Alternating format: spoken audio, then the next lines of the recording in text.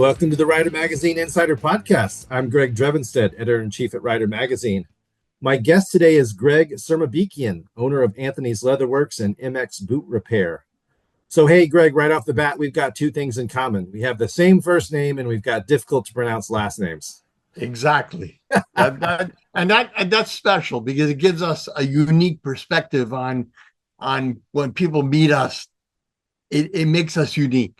Yeah, absolutely. Yeah. Some people are a little intimidated. Like your name might even be longer than mine. Mine's 11 letters long, and it's actually, I don't think it's very difficult to pronounce, but I've been saying it for 51 years. Well, not 51, but most of my life. So pretty familiar with it. So, How about your wife? How can she pronounce it?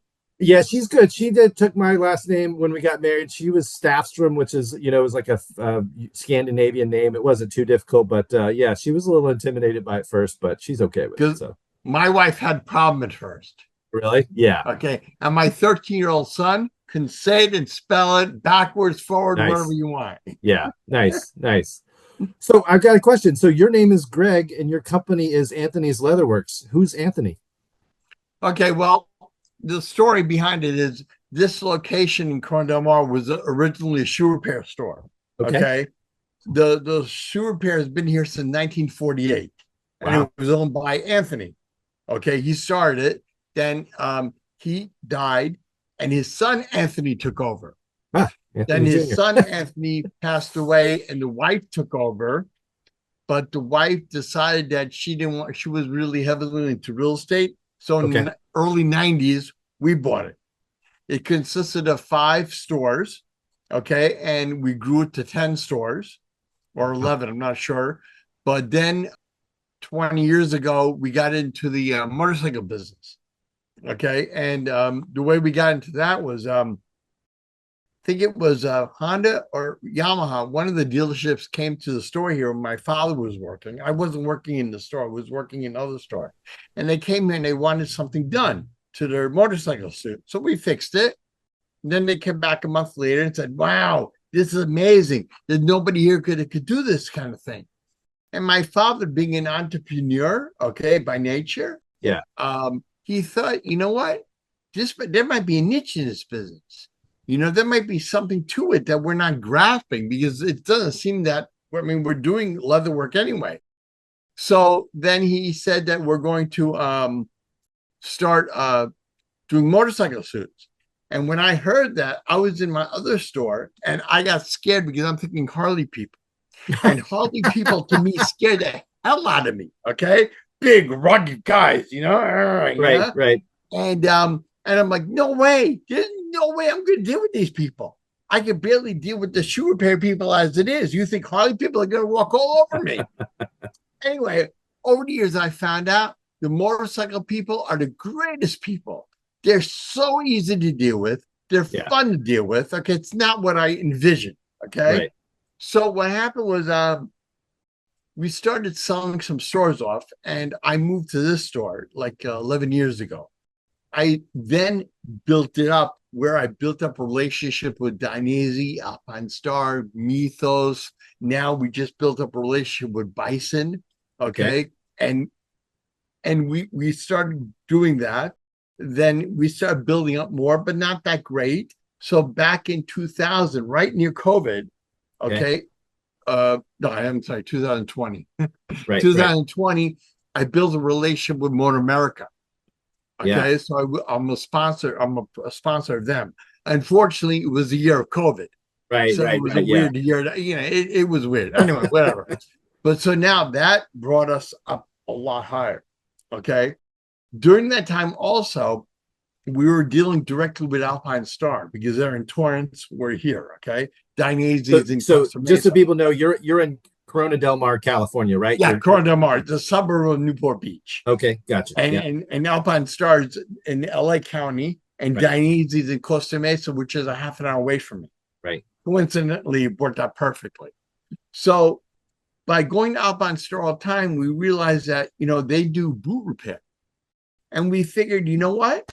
We could take our knowledge of suit repair and do boots because we also know shoe repair. Sure. So we created MX Boot Resole and Repair, where we restore and resole motocross boots. Okay, so we get that business as well. So we have both together. But going back to the motorcycle thing, so we do everything from suits to jackets. We clean them, refinish them, alterations, repair. For example, this weekend I'm going up to Button Willow Okay. Oh track yeah, they're having days, track days up there. Yeah, yeah, yeah. they're having an event there, and we're going up to set up a booth so we could take in items for alteration or repair for people who can't make it down here Sure. or don't have the time or luxury to call me on the phone to explain what they want. Right, right. So this way I could go up there and we're getting a very good response of it. Unfortunately, some people think we're doing repairs on the location, which we Oh, don't. I yeah. don't have the resource to do that. No, yeah. You guys have got a lot of specialized equipment. I imagine you guys couldn't Yeah, haul around to a racetrack. Yeah. yeah. I mean, there's some that do that go to the Sure. tracks, but I that's not my business. I Yeah, don't do yeah. that. So we try to get out there like that. So you're talking about doing a lot of work in terms of like leather suits. So basically, these are suits, one-piece suits, two-piece leather suits that people wear for racing.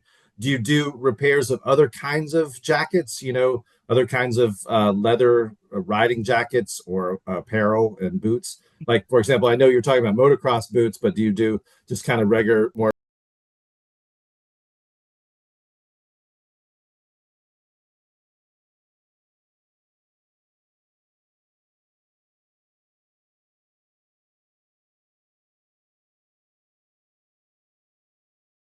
And they Yeah, need the sleeves shortened, or right, they need to take in the waist, it's too big. right. We do purse repair, Louis Vuitton purse repair, where Yeah, we do leather bindings around it, things like that. So sure. yeah, that was our core business, Gotcha, you gotcha. know. Okay, okay. And then we migrate. In fact, it's funny. Some people come in our store who have the Louis Vuittons and all that. They see the motorcycle suits and they get scared. They're like, "You're going to work on my Louis Vuitton? These suits look like junk. Really? You're gonna, Yeah, it's like different class of I hate to customer. say this to you, man, but that suit is more valuable than your Louis Vuitton." Right, right, right. So what all? I mean, what all do you do? I mean, so imagine if you're doing suit repair. Obviously, if you people wearing suits while they're racing or doing track days or whatever, they crash. So it would be repairing. Crash repair is a big part of it. Yeah. So, well, the bigger part is alteration. Okay. Alteration. Okay. Crash repair. Yeah. I mean, I get everybody coming. Oh, we had a crash in Chuckwalla. Oh, we had a crash in Right. Buttonwillow. And mostly it's because they're too aggressive. And yeah, I'm serious. Finding the limits of traction. Yeah, they admit to it. Okay. Yeah, Right. there are some that the guy hit me. Yeah. He didn't know what he was doing. But a Right. lot of it's like, well, I got aggressive at the end. Yeah. Sure. So we do a lot of our specialize is more alterations. Okay. Okay. I mean, yes, repair, of course, we do that.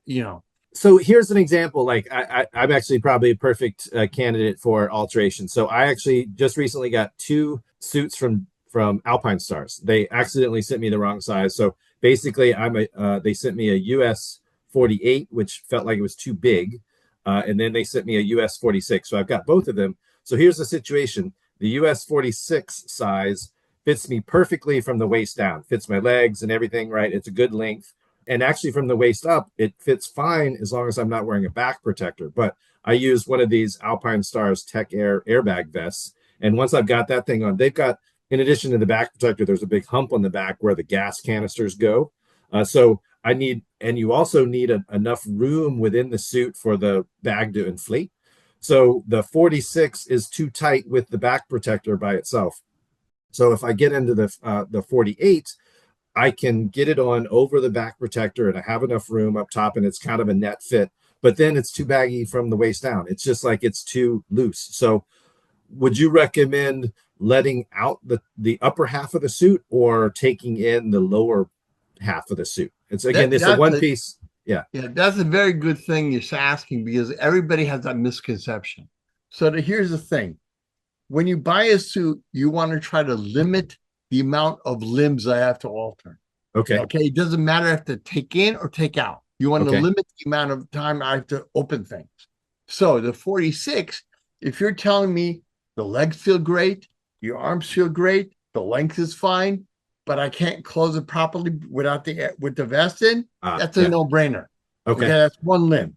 Okay, Right. all we do is add panels to help that. Okay. Okay, the 48, it's good up here, but probably it's too big in your thighs. Yeah. It's too long. It's not too long, but it's definitely loose in the calves. And it's all baggy in the And butt, the you know? knees aren't Yeah. in the right place, probably. What? The I'm knees sorry. are not in the right place. No, yeah, they feel a little funky. Yeah, it doesn't. Okay, see, Yeah. that's a lot of alterations. Yeah. Okay. Okay. See, so your case with the 46, you would spend maybe $380 to $400. Okay. If you do the other one, you're going to spend more than that. Right. Okay. And the point is, it's not only the money, it's you want to limit the amount of alterations. Sure. Because Yeah. I had a guy come in, we did almost a whole suit. It's like at that point, you just go get a custom suit. Exactly. Okay, if I have to Exactly. alter, but his case was he had no choice because it was a Tai Chi suit and he bought Yeah. it many years ago. Okay. Okay. Yeah. But Yeah. normally when people come in, they say, I need here, here, here. I go, dude, Yeah. Yeah. Right. if you can't find a suit that fits you without doing major thing, you need a custom. Right. Right. You know? Yeah. It's really just the torso area is that, again, because it's got the hump on the back, but it's being able to get the suit over this, because I wear the airbag vest under the suit. And I realize Alpine Stars has some Tech Air suits where the airbag is built in. This is a separate, vest that I put on first and then put the suit on over it. So it needs to have more room in the chest area. So I've got a little bit of give. So if the airbag does deploy, it needs to have room so it doesn't kind of crunch me inside the suit. Yeah. According to Alpine Star, you need the size of like a golf ball. Okay. Need to do what? Between the suit and the airbag. Yeah. Like the size of a golf ball so it expands. Oh, the size of a golf ball of space. Okay. Gotcha. Yeah. Because if it's too tight and it implodes, you're going to break your ribs, Yeah, exactly. If it's too loose, you won't feel crap, Right. So right. since we have a real life situation, since we're online, I might as well tell you how to do this. Okay. Yeah. So what I tell people to do is put the suit on, right? And zip it all the way up. If you could zip it all the way up, yeah, and you're okay, but when you're riding position, you feel compression. Yeah. You probably need an inch on each side. Okay. Okay, added. And we would add either a cording or stretch pad. Okay. Okay. Usually it's stretch pad. If it's more than an inch, it's too big for stretch pad. So we add a cording because a cording is more leather. Yeah, gotcha. Where stretch pad is fabric. Gotcha. And if the airbag implodes, you want something hard to hold it. Right. Okay. Gotcha. Now, if you can't zip it up, now in your case, can you zip it up? Yeah, I can. So in the smaller suit with the airbag on, I can zip it up, but it's like pretty tight. Just okay. Like then 1 inch is enough. And the other thing you would do is when you zip it up, you let me know in your stomach, is it tight, or in your chest, or both? Gotcha. Yeah. Okay. Yeah. And if it's tight in your chest, can you maneuver?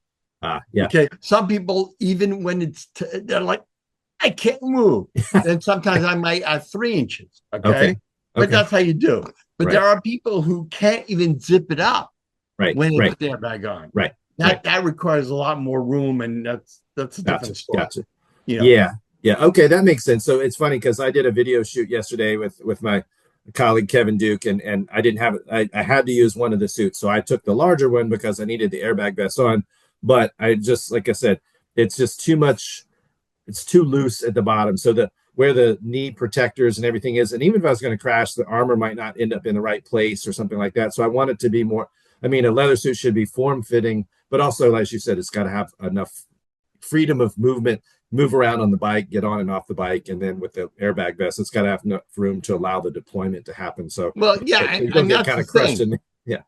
But that's the thing you want to be, because when you're riding, you can't have it loose because then you'll move all over the place. Yeah. It's got to be, it's got to fit right. But exactly. Yeah. So, but a lot of things we get are wrist. They're too long. Okay. Yeah. I've got like long monkey arms, so that's not usually a problem for me. But the sleeves on these suits I think are fine. Once I've got gauntleted gloves and everything, I'm okay. They're not, and I don't have big wrists. Some people have different weird, but they fit pretty tight, so it's good. So also, again, since this is an off the rack suit, like one thing, because I work for a magazine, sometimes people get their name on the back or they get the logos of the magazine they work for. Do you do that kind of stuff as well? Yeah, so we have we could do logos where we do patches. Okay. We engrave the whatever the logo is into a patch, okay? Okay. And then we sew it on. Okay. Or we could do individual letters. Like Okay. a lot of times people on their butt, they Yeah. put their name. So Right. we do individual letters with a background around it. Okay. Yeah. The logos I sublet out to another company because it's a special machine, a color laser printer. I don't Okay. have that. I Yeah. just have a regular laser machine that which is, I don't know if you see it. Okay. That Oh yeah, machine, there you go. that's our laser printer, but it only there's no color in it.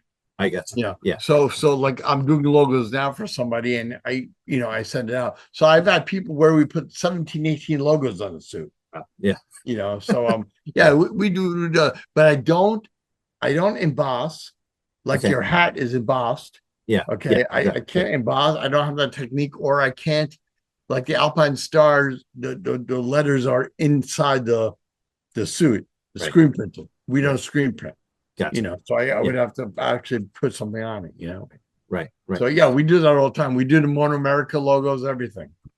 So you're a sponsor of Moto America Racing. So do you go to some of those events as well?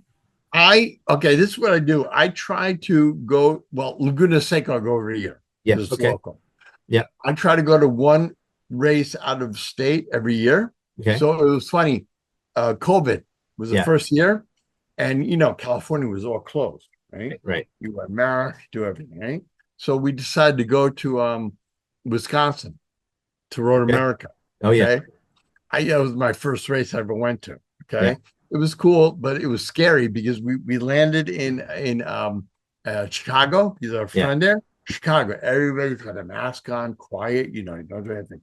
You go to Wisconsin, everybody's out on the street and having fun and Yeah. doing whatever, Right. Right. And we went to Milwaukee, everybody just playing around. Yeah. So it's funny, but yeah.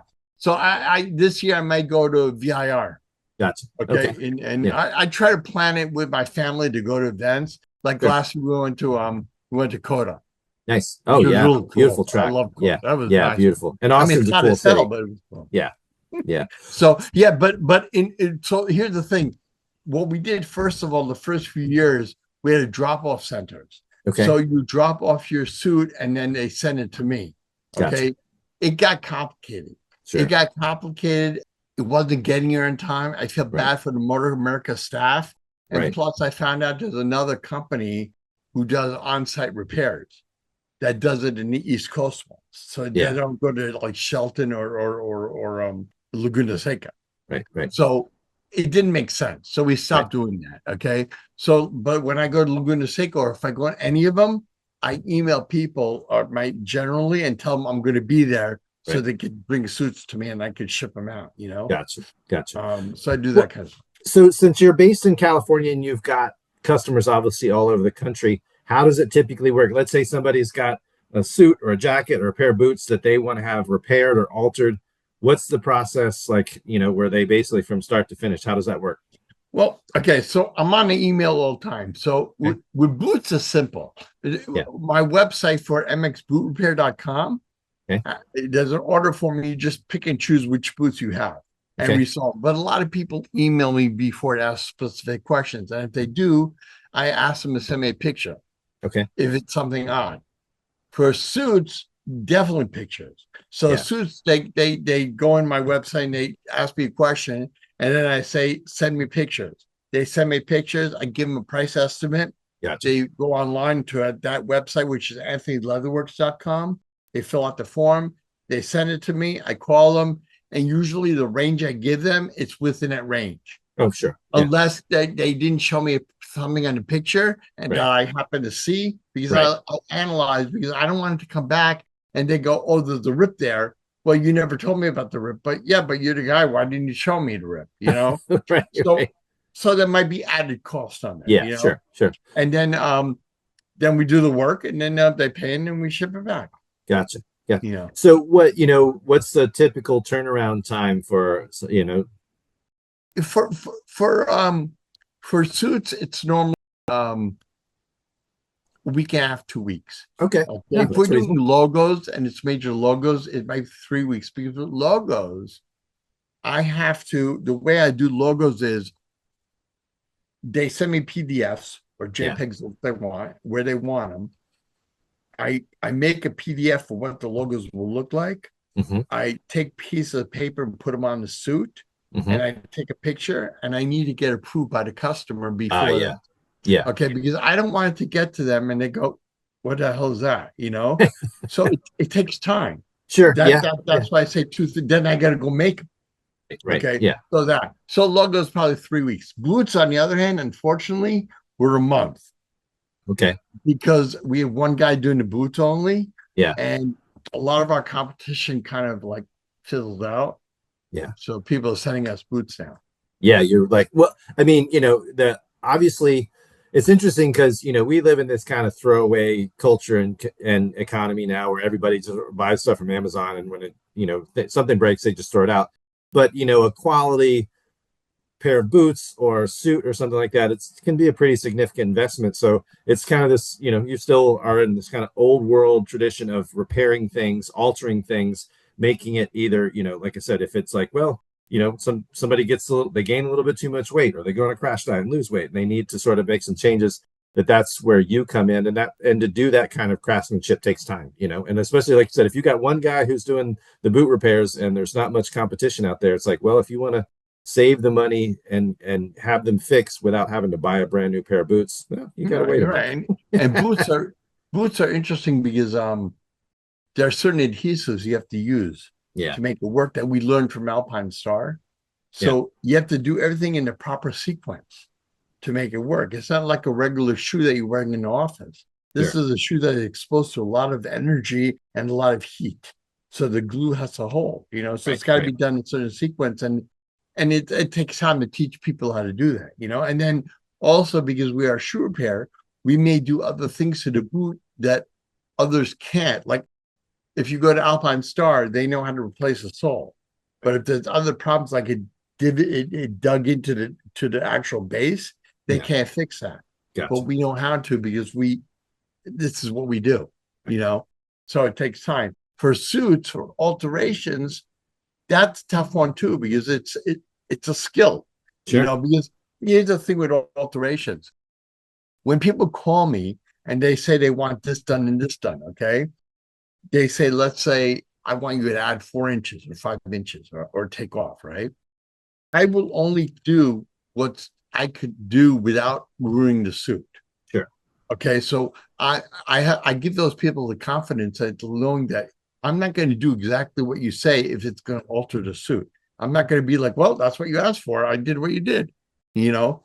So my guy will say, Greg, we can only do 2.5 safely, Sure. and that's Yeah. how it is. Yeah. So he's good at that. He's good at analyzing. I mean, people come in here to the store for alterations. He'll sit there for a minute and think about what he wants to do. And the guy's like, "What's going on?" No, he's thinking. Don't worry. He's Yeah. processing. And then he Yeah. comes up with ideas. Yeah. Right. So he knows. I mean, there's not many. Luckily, thank God, there's not many challenges that he couldn't handle. Right. You Right. know. And yeah, there's been one or two we had to do over again, but Sure. life goes on. Yeah. Yeah. Well, I mean, so it's obviously a specialized skill to work on leather. I mean, to do any kind of alterations, but particularly leather because it's a thick, durable fabric or material because that's the whole point. It's supposed to protect you in a crash. Do you also have to use specialized thread or stitching? Because, I mean, the panels need to, in the event of a crash, they need to not come apart. I mean, I imagine that's part of the process. So the sewing Yeah. part.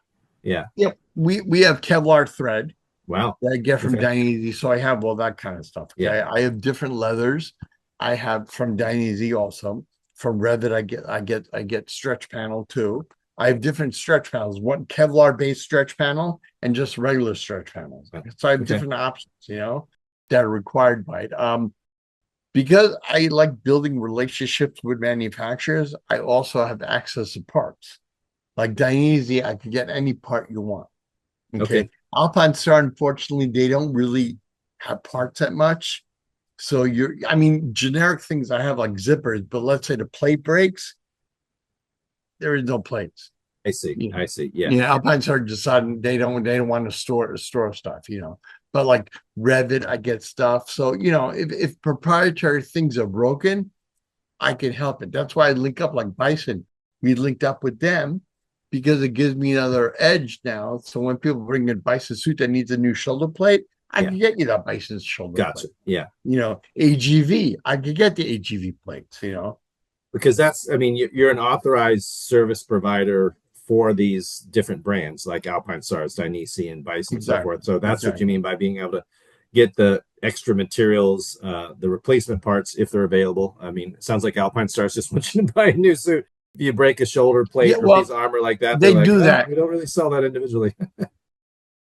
Yeah, I think Alpine Star system is that if it's within a year, they give you a new suit I see. because it's Oh, not interesting. worth for Yeah, them to do it. right. I After got that, you're on no. But then had a guy come in. He came in, had new shoulder plates, you. Yeah. Alpine Star, and he brought them in. I go, whoa, where did you get them from? He found them on a website in the Middle East. Okay, Okay. and why Yeah. not, right? Okay. And Yeah. by the way, I told Alpine Star this. I said, Yeah. look what people are doing. They're going to the Middle East to buy stuff because you can't provide them. So is that just They, like some knockoff stuff? It's like it just has the A yeah, Stars logo, but somebody else is making it. I yeah, figured, but like I said, they on looked, Amazon. yeah, but it looked exactly the same. It Yeah. looked the same. Right. Right. It wasn't their product, but it looked the same. Right. Who Yeah. cares? Yeah. How are you gonna know? How are you gonna know? So Exactly. anyway, Exactly. So you guys, I mean, you're talking about you do a lot of alterations, you do repairs of different kinds. You do what other kind of work? You do leather dyeing and all kinds of that's another big one. restorations of like Yeah, like I bet it's funny because I bought a set of Dainese leathers from a flea market in Berlin, Germany, like years ago, but they're like 80s era leathers and they're very cool. I actually crashed in them once, but like if I was like, hey, I'd like, but they're looking a little bit old and weathered. But is that something that, hey, I'd like to get these restored? Is that something that can be done? yeah. So the first step is cleaning. Yeah. Okay. We always tell people if you buy something used, you should always get it cleaned. And desalting is where you spray it on the inside, rub it outside. It kills the germs, moisture, perspiration. So, like when it's hard, like gloves, you have gloves, you sweat, you come back a week later, they're hard as a rock. Yeah, sure. Desalter makes them more pliable. Ah, And then shampoo to clean it, and then conditioner to bring back the elements again. But then we re-dye a lot. We refinish it. We restore it back to normal, to almost like factory condition. Okay. okay. But then there's others who want to change the color to match their bike. Okay. Okay. Yeah. So, but that kind of stuff, it's got to be from a lighter color to a darker color. Okay. So people Sure. bring in suits they buy, they have white elements on it. Yeah. And they want to make it blue to fit their BMW or whatever. Right. Right. So we do that kind of stuff also. Okay. So we have a whole dye department downstairs that does all that. Wow. That's cool. And people like that because they like matching their bike to their Sure. Yeah. Yeah. the suit to the bike, Well, so I'll admit when it comes to, leather jackets and things, I'm probably as lazy or lazier than the next guy. You mentioned this desalter. It's not something I've ever heard of. On your website, you've got some of these products like, cleaning treatments and so how does you can buy this stuff from you, and then what's your kind of recommendation? Like you just mentioned gloves. I've got a drawer full of gloves, and a lot of them, if I don't wear them very regular, or if I've worn them in the summer and I just figured that the hard, crusty side of gloves was just something you had to live with. But this desalter, how does that process work? Well, it gets to a point, you're right. If they get really crusty, I've had situations where I can't save them anymore. Sure. You just screwed it up. Right. I had a guy bring a suit in that he doused it in gasoline. Okay. Probably not on purpose, I hope. Yeah. The leg was so damaged, we just had to chop off the leg and put new leather on there. Okay. It just wasn't working. But normally, so we have our kit. It comes with desalter, shampoo, and conditioner. Okay. Okay. I tell people that if you're riding and you're in a volatile environment where you sweat a lot or it rained or something, and then you're done and you're going to put the leathers away for a couple of weeks, you better desalt it, because when you come back, it's going to be all moldy. Yeah. And it's going to be hard as a rock. Okay. Gotcha. Same thing with gloves, So you don't always have to desalt or shampoo at the same time. It might not be dirty, just you sweat a lot. So you desalt it. Okay. So is the desalter, is it like a solution that you would like have a spray bottle, or how does it, I mean, I don't know what it's alcohol based. It's alcohol. I wish I brought some with me up here. It's alcohol based. You just spray it. Okay. On the inside, you just spray it. Okay. And the outside, you could just spray it, or if it's really screwed up, you rub it in. Yeah. Okay, you rub it Yeah. in and it dries right away. Okay. The shampoo, you get like a scrub brush and you just shampoo the whole thing. Gotcha. And then you let it sit overnight. Okay. If you dissolve or shampoo, you have to end with conditioner because both those products take off the top layer. That's why we sold all three together. Gotcha. And our conditioner, so a couple of things with shampooing first. Shampooing, there's a misconception. People, when they want to clean their thing, they put in the bathtub. Okay. I don't know who told them that. They put in the bathtub. It dries it out. I don't know how you put in the bathtub, but people do that. Or they bring it to a laundry dry cleaner. I'm like, yeah. I had a guy who brought a jacket in. He brought a dry cleaner. All the armor inside was crumbling all over. Oh, yeah. Because he brought it to a dry cleaner and it just got old. Anyway, this conditioner, a lot of people use Lexol or mink oil. It looks beautiful. The problem is with Lexol, it sits on the top and doesn't absorb in. So it eats away at the leather eventually. I've had that. I've seen that. Okay. Where our product soaks in. Gotcha. So it doesn't clog the pores. Gotcha. Okay. Yeah. So and then the other way things that you need to clean it, you need to get perforated, right? Yeah. When you get perforated first, it's nice and smooth. After a while, if you don't clean the perforated feels like braille. Yeah. Okay. And that's wrong. Okay. Gotcha. So you have to keep, I mean, I've had people who were riding, packed their suit, and they went to another country. When they opened the box, it was all mold all over. Yeah. They didn't do anything. They just left the race and put it away. Right. You know? So you need to do it. But yeah, we sell on Amazon on our website too. Okay. And people love it. We sell all over the country. Gotcha. Yeah. Well, I'll have to get some of that because, like I said, because I work for a magazine, I've got a variety of different jackets and things and gloves and suits I'm wearing. Trying to wear different brands or different colors, but so there's some things I'll wear I'll go to a press launch or go to a photo shoot, and then I won't wear those gloves again for maybe another couple of months. And so to be able to spray it with some of this desalter or to use some of the conditioner so it continues to stay pliable and look good when I want to use it next time, I'll get more life out of this stuff. And that, we want obviously everybody wants their gear to look good, but since we're in photo shoots and stuff, we want our gear to look as new as possible, even if we've had it for a little while. So yeah, and it's sad when I see gloves come in.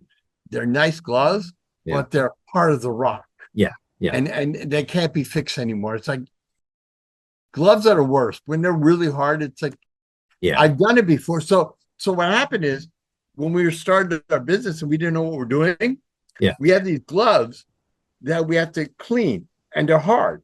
Yeah. We didn't know about desalter. Right. So we shampooed them. After we shampooed them, it ripped all over here because it wasn't pliable enough to handle the pressure of the shampoo. Yeah. That's when we learned about desalter. Cracked and split. Pliable. Yeah. Gotcha. Yeah. It's funny. I've got a pair of Danner hiking boots that I've had since I was in high school. Like I said, I graduated in 1991. I mean, and I've had them resold 3 or 4 times. They're really high quality boots, but I've neglected the leather. And so it's got some places where it's gotten cracked, and it's just, that's, it's not really something that's fixable, but that's the sort of thing where I've gone hiking and they've gotten wet or they've gotten muddy and I just let them sit in the garage. And then at some point I'm like, oh, try to clean them up a little bit. But again, they're still functional boots, but sometimes I get lazy about the maintenance part. So sounds like if you've got the right chemicals and you're conscientious enough to use it when you need to, like when you're done with your ride, when your jacket or gloves or whatever are kind of funky, is before you put them away, especially if you put them in a closet or something or a gear bag, they'll be ready for you when you want to use them next time. So and the other thing with boots is, or even with suits, so you don't clean them. Forget the leather for a second. You got another problem: the hardware. Okay, the zippers get all crusty inside.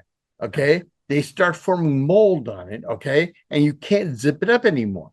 Okay, so you get excited, you get nervous, and you end up breaking the whole zipper because you can't get it on. Yeah.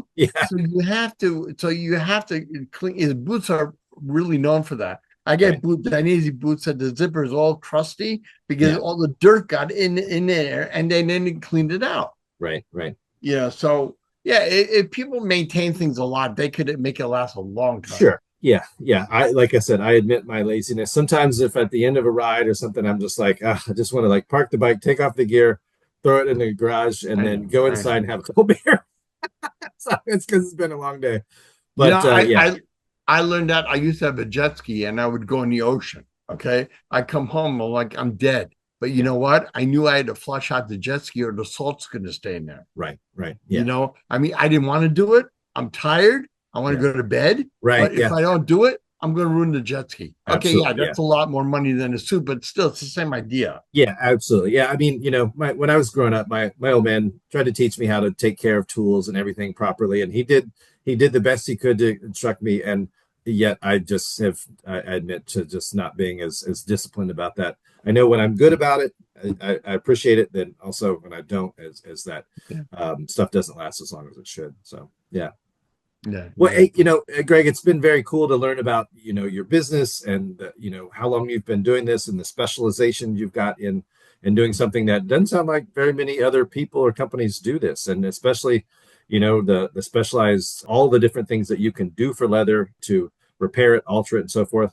I will certainly be following up with you about trying to figure out which one of these suits is going to be best. Sounds like the smaller suit work with you to get it taken out or added some additional space, room in the torso so it's not so tight. I definitely want to be able to wear it over the airbag vest because that's, to me, I feel that's like as important as a helmet these days because they make these really cool airbag vests. So yeah, I'll be following up with you soon about that. So Yeah, yeah. yeah, So yeah. But well, yeah, yeah. I mean, like I said, the thing that changes that distinctive quality we have compared to other people around the country is yeah, because we have these relationships with the vendors. sure. We know what to do to make things work. Yeah, Okay. We know, like, for example, I've seen people that they patch and they put a huge patch on yeah, top. Okay. And they ruin the leathers, number one. And if you crash, you're gonna hit the patch again. yeah. Where we patch from the inside a lot. Uh, Or if we do patch from the outside, we integrate it so much that it doesn't look like a patch. It right, looks like a new panel. right, Okay. right. So we know what to do to make it function properly, Sure. and Yeah, not just fix it so it looks, it's okay now. gotcha. So that's our thing on that. Well, if anybody's got, leathers, jackets, boots, gloves, anything they need, altered, repaired, restored, go to anthonysleatherworks.com, also mxbootrepair.com. You can also give Greg a call. He said that, he's always on email. So give him a call, tell him what you've got, and he'll tell you how he can help you out. Great. Awesome. Well, hey, Greg, it was great chatting with you. Appreciate your time. Thanks for sharing your story with our listeners. For the Rider Magazine Insider Podcast, I'm Greg Drevenstedt. Thanks for listening and keep the rubber side down. If you've enjoyed listening to the Rider Magazine Insider Podcast, please subscribe, leave us a positive rating, and tell your friends. We also encourage you to visit ridermagazine.com, where you can get the latest in motorcycle news and reviews and sign up for our free weekly newsletter. You can also subscribe to print and digital editions of Rider Magazine, which is published 12 times a year. Thanks again for listening.